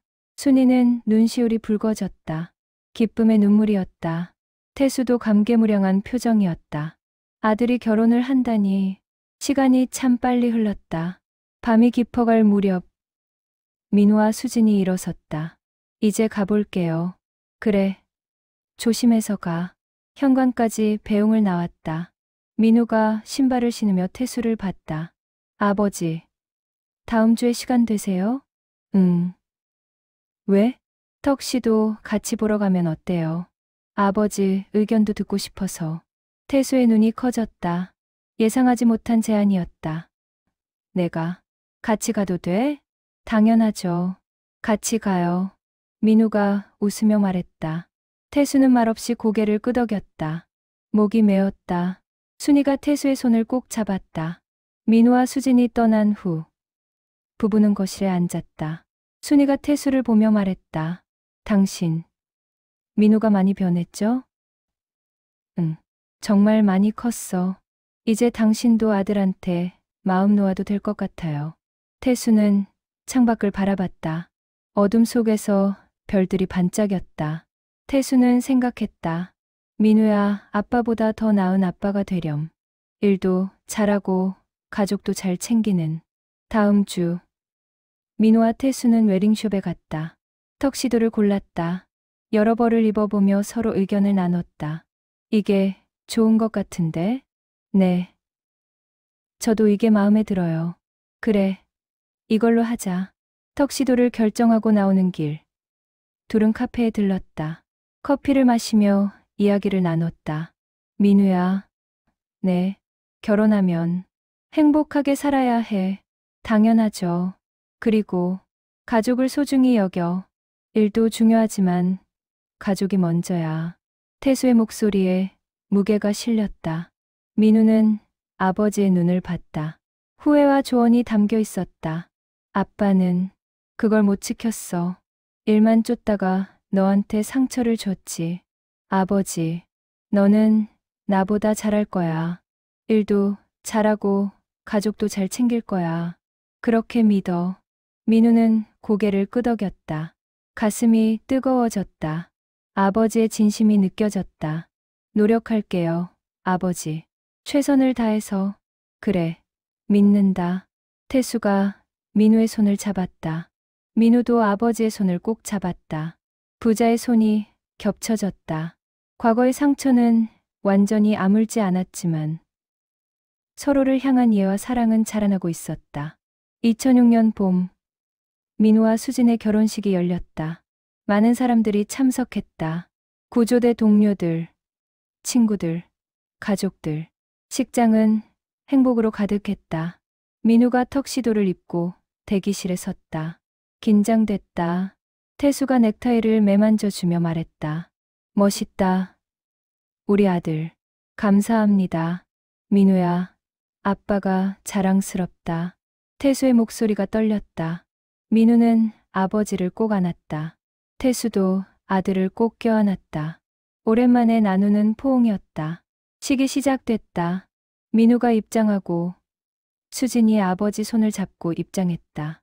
아름다웠다. 하객들이 박수를 쳤다. 주례사가 끝나고 신랑 신부가 부모님께 인사를 드렸다. 민우가 태수와 순이 앞에 섰다. 깊게 절을 했다. 태수와 순이가 아들을 일으켜 세우며 꼭 안았다. 세 사람 모두 눈물을 흘렸다. 피로연이 시작됐다. 하객들과 인사를 나누고 사진을 찍었다. 민우는 행복했다. 아버지가 옆에 있어서 더 행복했다. 태수도 아들의 결혼식에 참석할 수 있어서 감사했다. 저녁 무렵 식이 끝나고 가족들끼리 남았다. 민우가 태수에게 말했다. 아버지, 오늘 와주셔서 감사해요. 당연하지. 내 아들 결혼식인데 예전엔 이런 날도 못 오셨잖아요. 그래, 미안해. 이젠 괜찮아요. 오늘 함께 해주셔서 정말 기뻐요. 민우가 웃으며 말했다. 태수는 아들의 얼굴을 오래 바라봤다. 이렇게 성숙한 사람이 됐다니. 태수는 가슴이 벅찼다. 2010년 민우는 37이 됐고 아버지가 됐다. 아들을 낳았다. 이름은 지훈이었다. 태수는 할아버지가 됐다. 61살, 이제 은퇴를 준비할 나이였다. 어느 일요일 오후 민우는 지훈이를 데리고 부모님 집에 방문했다. 3살 된 지훈이는 할아버지를 보자 달려갔다. 할아버지, 아이고, 우리 지훈이. 태수가 손자를 번쩍 들어 올렸다. 지훈이가 까르르 웃었다. 민우는 그 모습을 보며 미소를 지었다. 순이가 부엌에서 과일을 가져왔다. 민우야, 수진이는? 오늘 친구 만난대요. 우리 둘이 왔어요. 그래. 잘했다.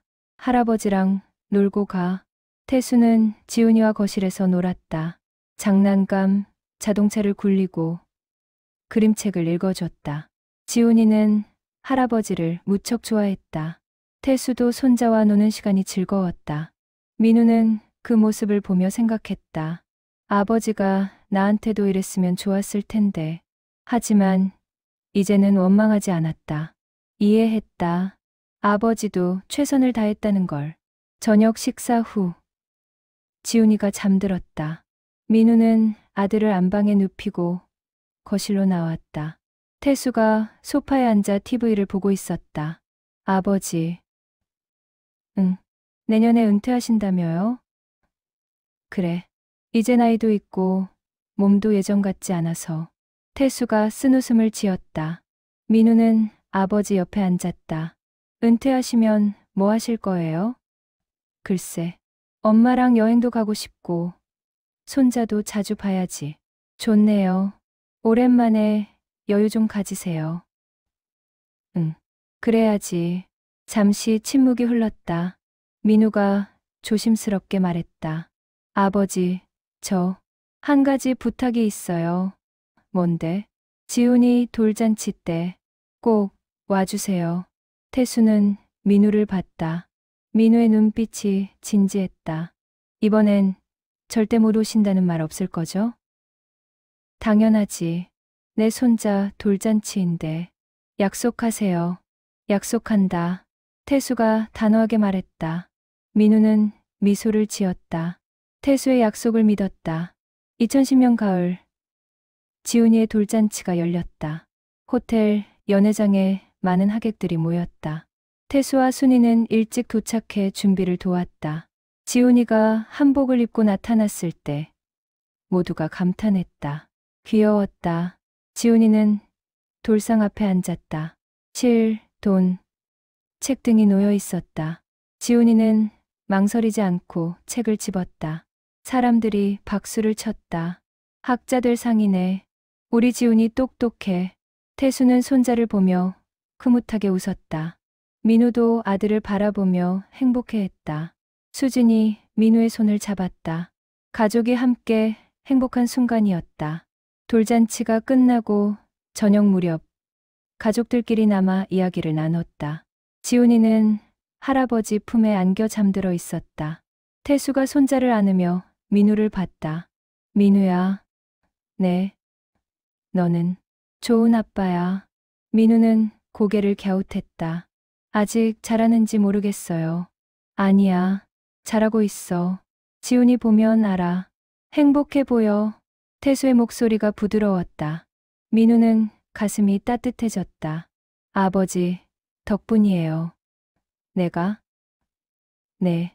아버지가 못해주신 걸 제가 하려고 노력하거든요. 그게 저한테 교훈이 됐어요.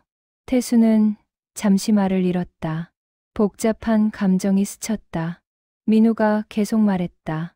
아버지는 훌륭한 구조대원이셨어요. 수많은 사람을 구했잖아요. 저도 그 길을 따라가고 있고요. 민우야, 하지만 저는 가족도 소중히 할 거예요. 아버지가 그러셨듯이요. 민우가 미소를 지었다. 태수는 눈시울이 붉어졌다. 민우가 이렇게 말해줄 줄 몰랐다. 고맙다. 민우야, 내가 이렇게 잘 커져서 저야말로 감사해요, 아버지. 부자가 서로를 바라보며 웃었다. 과거의 상처는 이제 흉터가 됐다. 아물었다. 새로운 관계가 시작됐다. 이해와 용서로 쌓은 관계. 2011년 봄, 태수는 32년의 구조대원 생활을 마치고 은퇴했다. 마지막 날, 동료들이 송별회를 열어줬다. 민우도 참석했다. 동료들이 태수의 공로를 치하했다. 강태수 대원, 정말 수고 많으셨습니다. 32년 동안 구한 사람이 몇 명인지 아세요? 300명이 넘어요. 정말 대단하십니다. 박수가 쏟아졌다. 태수는 감사의 인사를 했다. 목소리가 떨렸다. 제가 이 일을 할 수 있었던 건 여러분 덕분입니다. 그리고 태수는 민우를 봤다. 제 아들 덕분입니다. 아들이 저를 이해해줘서 여기까지 올 수 있었습니다. 민우는 눈물을 참으며 박수를 쳤다. 다른 동료들도 함께 박수를 보냈다. 태수는 민우에게 다가가 악수를 청했다. 민우는 아버지의 손을 꼭 잡았다. 아버지, 수고하셨어요. 아니야, 이제 내 차례야. 잘 부탁한다. 민우는 고개를 끄덕였다. 아버지의 뜻을 이어받겠다고 다짐했다. 하지만 아버지와는 다르게 일과 가족, 둘 다 지키면서 은퇴 후 태수는 여유로운 삶을 살았다. 순이와 여행도 가고 손자와도 자주 시간을 보냈다. 민우네 집에 자주 들렀다. 지훈이와 놀아주고 민우에게 조언도 해줬다. 어느 날 저녁, 민우가 늦게 퇴근했다. 힘든 구조 현장에 있었다. 집에 도착하니 지훈이가 거실에서 놀고 있었다. 수진이 부엌에서 저녁을 준비하고 있었다. 아빠, 지훈이가 달려와 안겼다. 민우는 아들을 안아 올렸다. 우리 지훈이 잘 놀았어? 응. 할아버지가 왔다 갔어. 그래. 할아버지 뭐 하셨는데? 같이 그림 그렸어. 지훈이가 자기가 그린 그림을 보여줬다. 소방차 그림이었다. 민우는 미소를 지었다. 수진이 다가와 민우에게 물었다. 오늘 힘들었어? 응. 좀. 그래도 괜찮아. 씻고 와. 저녁 거의 다 됐어. 민우는 씻고 나와 가족과 함께 저녁을 먹었다. 지훈이가 유치원 이야기를 떠들어댔다. 민우는 아들의 이야기를 들으며 행복했다. 이런 평범한 일상이 소중했다. 식사 후 민우는 지훈이를 재웠다. 동화책을 읽어주고 자장가를 불러줬다. 지훈이가 스르르 잠들었다. 민우는 아들의 얼굴을 오래 바라봤다. 생각했다. 나는 절대 이 아이를 실망시키지 않을 거야. 아버지처럼은 안 될 거야. 하지만 민우는 알고 있었다. 완벽할 수는 없다는 걸. 때로는 일 때문에 가족과 떨어져야 할 때도 있을 거라는 걸. 그래도 최선을 다하리라 다짐했다. 2015년 겨울. 민우는 42살이 됐다. 베테랑 구조대원이 됐다. 후배들을 이끄는 팀장이었다. 지훈이는 8살이 됐다. 초등학교 2학년이었다. 태수는 66. 은퇴한 지 5년이 지났다. 어느 토요일 아침, 민우는 지훈이와 함께 태수를 만나기로 했다. 세대가 함께 등산을 가기로 한 것이었다. 약속 장소에 도착하니 태수가 먼저 와 있었다. 할아버지, 지훈이가 달려가 안겼다. 태수가 손자를 번쩍 들어 올렸다. 우리 지훈이, 오늘 산 오를 수 있겠어? 당연하지. 나 힘세. 하하. 그래. 우리 지훈이 최고야. 민우가 다가와 아버지와 악수했다. 아버지, 오랜만이에요. 그러게, 요즘 바빴나 보다. 네. 좀 그랬어요. 그래도 오늘은 우리끼리 시간 보내자. 3명은 산을 오르기 시작했다. 지훈이가 앞서가며 신나게 뛰었다. 민우와 태수는 뒤에서 천천히 따라갔다. 민우야, 요즘 일은 어때? 괜찮아요. 힘들지만 보람 있어요. 지훈이는 잘 크고, 네. 씩씩하게 잘 커요. 아버지 닮아서 그런가 봐요. 민우가 웃으며 말했다. 태수도 미소를 지었다. 나 안 닮았으면 좋겠는데. 왜요? 내가 너한테 못해준 게 많잖아. 태수의 목소리가 조용했다. 민우는 아버지를 봤다. 아버지, 이제 그런 말 하지 마세요. 다 지난 일이에요. 그래도 가끔 생각나. 저도 가끔 생각해요. 근데 이젠 이해해요. 아버지가 왜 그러셨는지. 고맙다. 민우야. 두 사람은 나란히 산을 올랐다. 지훈이가 앞에서 소리쳤다. 아빠. 할아버지. 빨리 와. 알았어. 지금 간다. 민우가 대답하고 걸음을 재촉했다. 태수도 따라갔다. 산 정상에 도착했을 때 세 사람은 나란히 서서 풍경을 바라봤다. 동해 바다가 한눈에 보였다. 와, 바다다. 지훈이가 감탄했다. 태수가 손자를 안아 올려 더 잘 보게 해줬다. 예쁘지? 응. 엄청 커. 민우는 그 모습을 사진으로 찍었다. 아버지와 아들, 세대가 함께한 순간, 하산하는 길. 지훈이가 태수에게 물었다. 할아버지는 뭐 하셨어? 응? 할아버지는 구조대원이었어. 구조대원이 뭐예요? 사람을 구하는 일이야. 위험에 빠진 사람들을. 와, 멋있다. 나도 커서 구조대원 될래. 지훈이가 신나게 말했다. 민우는 아들을 보며 웃었다. 태수도 흐뭇하게 웃었다. 그래. 우리 지훈이도 멋진 구조대원 되렴. 응. 등산을 마치고 집으로 돌아오는 길. 민우의 비상호출기가 울렸다. 민우는 화면을 확인했다. 긴급 출동이었다. 미안해요, 아버지. 출동해야 할 것 같아요. 그래. 어디? 동해. 북부 산악 지역이래요. 등산객, 실종. 태수의 표정이 진지해졌다. 내가 같이 가도 될까? 네. 아버지가요? 응. 그쪽은 내가 잘 알아. 30년 동안 수십 번 갔던 곳이야. 민우는 잠시 망설였다. 아버지는 은퇴한 지 5년이 지났다. 하지만 태수의 눈빛이 진지했다. 알겠습니다. 같이 가시죠. 지훈이는 제가 데려갈게요. 수진이 전화를 받고 말했다.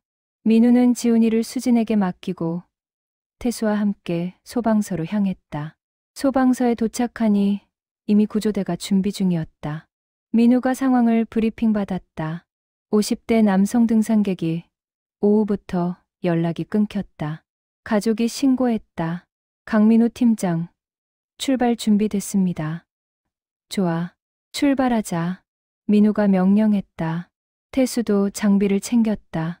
후배대원들이 태수를 보고 놀랐다. 강태수 선배님, 오랜만입니다. 그래, 오늘 좀 거들려고. 감사합니다. 구조대는 산으로 출발했다. 해가 지고 있었다. 어둠이 빠르게 내려오고 있었다. 민우는 손전등을 켜고 앞장섰다. 태수가 옆에서 길을 안내했다. 이쪽으로 가면 계곡이 나와. 조심해. 네, 알겠습니다. 2시간 동안 산을 헤맸다. 실종자를 찾기 위해 이곳저곳을 수색했다. 드디어 계곡 아래에서 신음소리가 들렸다. 여기 있어요. 민우가 소리쳤다. 구조대가 모여들었다. 실종자는 계곡 아래 바위 틈에 끼어 있었다. 다리를 다친 것 같았다. 괜찮으세요? 구조대 왔습니다. 민우가 내려가며 말했다. 태수도 뒤따라 내려갔다. 둘이 함께 실종자를 부축했다. 조심히 들것으로 옮기자. 네. 민우와 태수는 호흡을 맞춰 실종자를 구조했다. 마치 오래전부터 함께 일한 것처럼 자연스러웠다. 실종자를 들것에 실어 안전하게 올렸다. 하산하는 길. 민우와 태수가 나란히 들것을 날랐다. 무거웠지만 둘이 함께하니 견딜만 했다. 밤하늘에 별이 빛났다. 민우야. 네. 오늘 함께 일할 수 있어서 좋았다. 태수가 조용히 말했다. 민우는 아버지를 봤다. 저도요, 아버지. 이게 아빠가 내게 줄 수 있는 마지막 선물인 것 같구나. 무슨 말씀이세요? 같이 사람을 구하는 것. 이게 우리 부자가 함께 할 수 있는 가장 의미 있는 일 아니겠니? 민우의 눈시울이 붉어졌다. 아버지의 말이 가슴 깊이 와닿았다. 네, 정말 그런 것 같아요. 너는 이제 훌륭한 구조대원이야. 나보다 나아. 아니에요. 아버지한테 배운 거예요. 아니야. 너는 나와 달라. 일도 잘하고 가족도 잘 챙기잖아. 태수가 미소를 지었다. 민우도 웃었다. 구조를 마치고 소방서로 돌아왔을 때 새벽 2시가 넘어 있었다.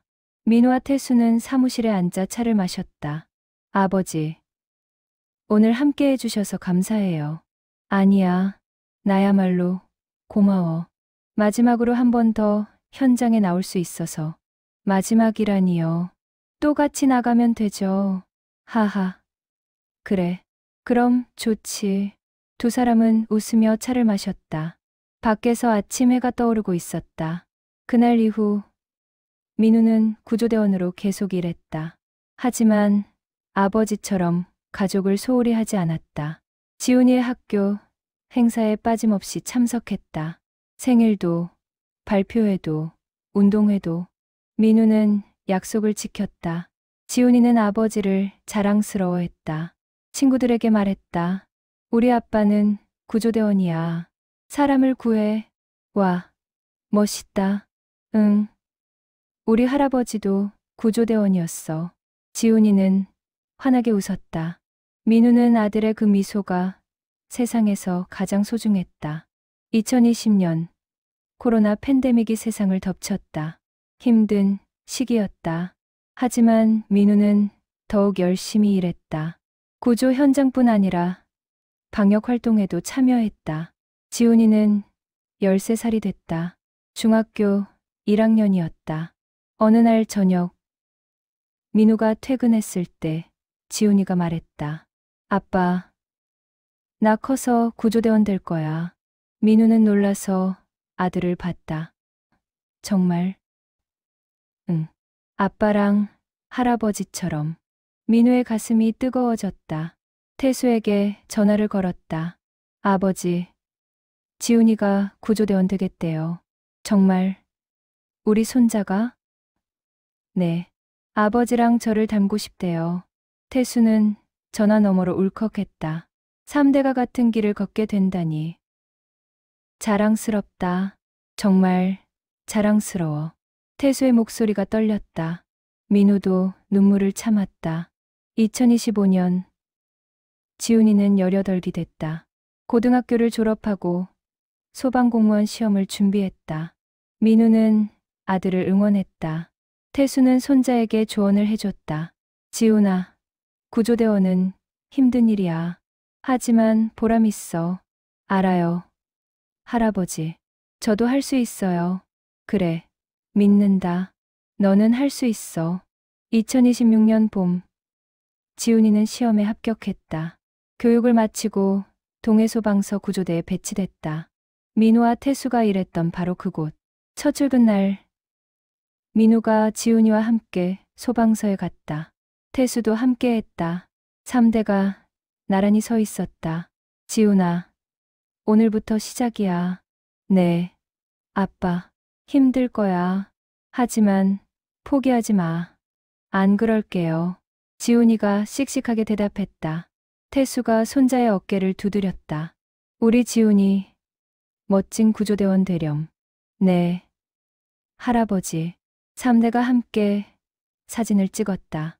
구조복을 입은 지훈이, 정장을 입은 민우, 편안한 옷을 입은 태수. 세 사람이 환하게 웃었다. 그날 오후 첫 출동 명령이 떨어졌다. 산악조난 사고, 지훈이도 함께 출동했다. 민우가 팀을 이끌었다. 지훈이는 긴장했지만 최선을 다했다. 구조를 마치고 돌아오는 길, 민우가 아들에게 말했다. 잘했어, 지훈아. 감사합니다, 아빠.